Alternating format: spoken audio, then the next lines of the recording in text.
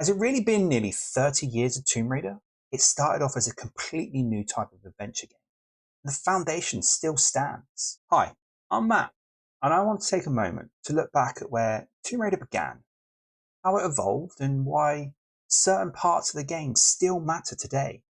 Because there aren't many video game characters who can change their look, their tone, and even their personality and still be instantly recognizable.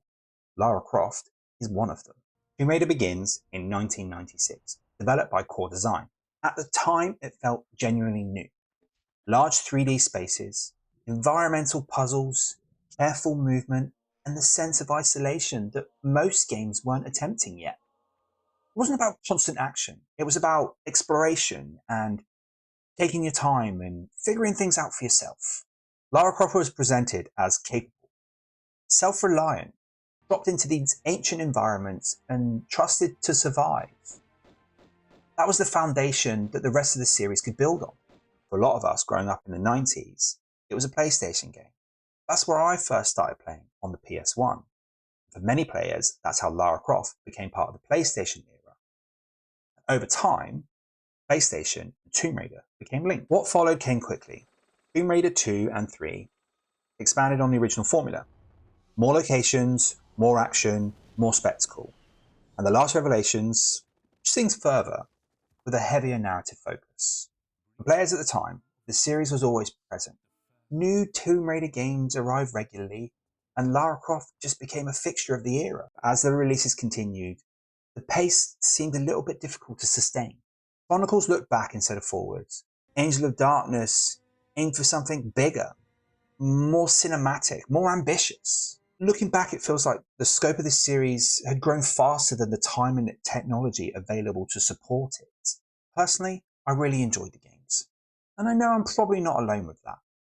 But with Angel of Darkness, it struggled with its execution. And I think it was the right time to pause, to slow down and rethink the direction for Tomb Raider. That rethink came when Crystal Dynamics took over development of the series. Tomb Raider Legend streamlined the experience and brought Lara back into focus. Then Anniversary and right back to the beginning. Released to mark the game's 10-year anniversary, it built on the original Tomb Raider story, but with modern controls and presentation. I replayed Anniversary recently, and it holds up really well. It just goes to show how strong the original design was. And then there's Tomb Raider Underworld. This is one I really want to replay. Narratively, Underworld follows Tomb Raider Legend. But visually and technically, it follows after Anniversary, with larger environments, improved lighting, just overall better gameplay. Because I loved replaying Anniversary, Underworld felt like the right next step for me. Unfortunately, it's not available on PS5, so this is where this series of games has to end for me. Hopefully, PlayStation add it at some point, because I'd really love to play it again. The series then shifts direction with the Survivor trilogy. This era focuses on a younger Lara Croft, less assured, more reactive, with a stronger emphasis on survival, combat, and cinematic storytelling. Rather than replacing the original character, these games reframe her journey, showing how she becomes the Lara Croft we know today. It's a different tone, but it's one that brought Tomb Raider to a new audience and kept it relevant. This is a series I'm currently playing through at the moment. It wasn't what I originally planned, but this chapter makes the most sense to explore right now. With Tomb Raider approaching its 30th anniversary, many of the classic games have been remastered and re-released, bringing the original era back into focus.